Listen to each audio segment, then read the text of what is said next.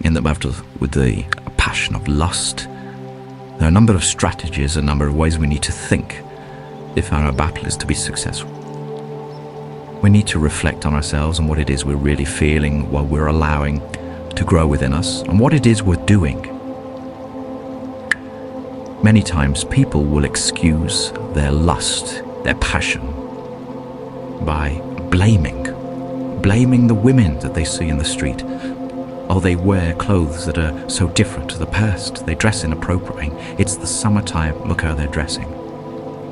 Do we not hear in this excuse the voice of Adam when he said, "The woman that you gave me, she led me to sin"? We must take responsibility for our lust, for our passion, for the things that we do. We can't go blaming others. When we confess, we're told never to confess the sins of others. It is always our own sins that we confess. So what kind of confession is this when we say, but it's there, look how they dress? And we must ask ourselves, if my mother, my sister, my daughter were to dress in this way, would it evoke these kinds of passions within me? Hopefully, most people would respond, of course not. Why then? Because already we feel differently towards these women than the women that we are allowing lust and the passion to overcome us towards. Why? Because we love these people. We love these people truly, our sisters, our mothers, our daughters. We already carry in our hearts love for them. And when we allow lust to overcome us towards some stranger or even somebody we know, then it is a lack of love in our hearts. We must recognize it is a complete lack of love to turn somebody into the object of our lust. And we must repent of this, recognize that our hearts are unloving. We need to change how we feel towards everyone, how it is that our hearts are experiencing other people. Is it love that we are allowing to grow within us? Is it the love of Christ? Or is it something different? And are we feeding this lust, this passion?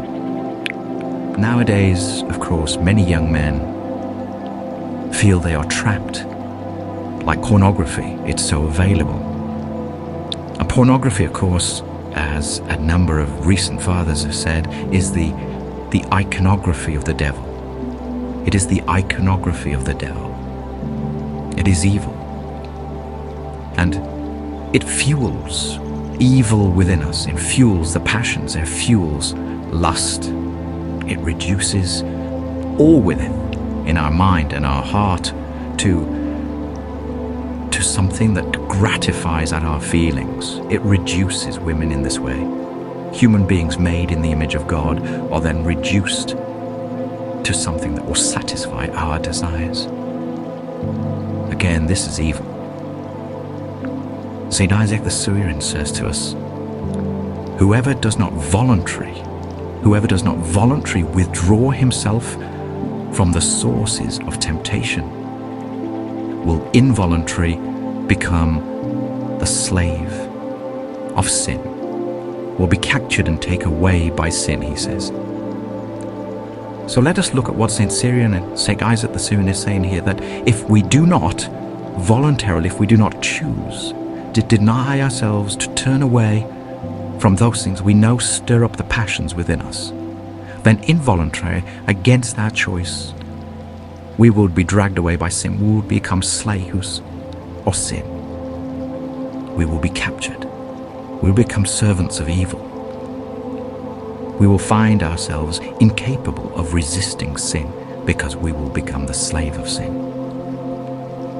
So we must first, as with all temptations which must be cut off at the root before they begin to grow, we must choose to deny ourselves, to reject those things that fuel temptation.